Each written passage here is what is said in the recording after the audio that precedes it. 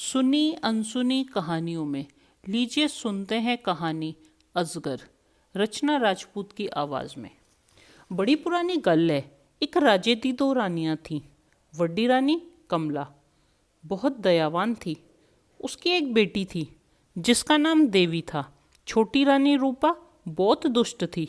वह बड़ी रानी कमला और उसकी बेटी देवी से बहुत चिढ़ती थी। छोटी रानी की भी एक बेटी थी जिसका नाम तारा था। राजे को छोटी रानी की हर बात माननी पड़ती थी।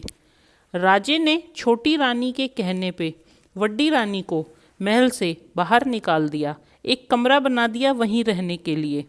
बड़ी रानी की बेटी देवी बहुत सयानी थी। वो अपनी रानी माँ का पूरा ख्याल रखती थी। अपनी गाय गौरी को भी रोज़ सुबह जंगल में चराने ले जाया करती थी। दोनों एक दिन रब दा शुक्र करके अच्छे दिन निकाल रहे थे।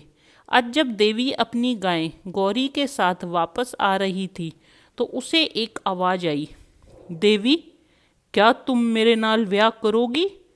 देवी ने इधर उधर देखा, कोई दिखाई नहीं दिया तो वो डर के भागी सीधे घर। अगले दिन फिर देवी को वापस आते हुए आवाज़ आई, देवी क्या तुम मेरे नाल ब्याह करोगी? देवी का डर बढ़ गया। वो भाग के घर गई और ज़ोर ज़ोर से रोने लगी।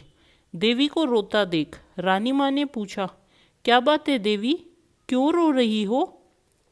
देवी ने पूरी बात बताई। बात सुन के रानी माँ बोली, कल जब तुम्हें वो आवाज़ आए पूछे तो जवाब में बोलना, हाँ मैं ब्याह करने लिए तैयार हूँ, पर पहले मेरे घर आके मेरी रानी माँ से मिलना होगा। देवी, नहीं रानी माँ, मैं ऐसा कैसे बोल सकती हूँ? ओ नू तो मैं जानती तक नहीं। रानी माँ, देवी भरोसा रखो, कुछ भी बुरा नहीं होगा, भोले बाबा हमारे साथ हैं। अगले दिन देवी ने वापसी में आवाज़ सुनी तो जैसा रानी माँ ने कहा था बोल के आ गई। रानी माँ ने अगले दिन सुबह जैसे ही दरवाज़ा खोला, बाहर एक मोटा सा बहुत बड़ा अजगर था।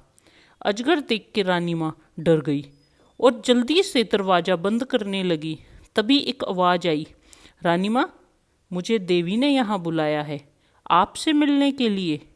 अब आप देवी के कहे अनुसार मेरा और उसका ब्याह कर दें।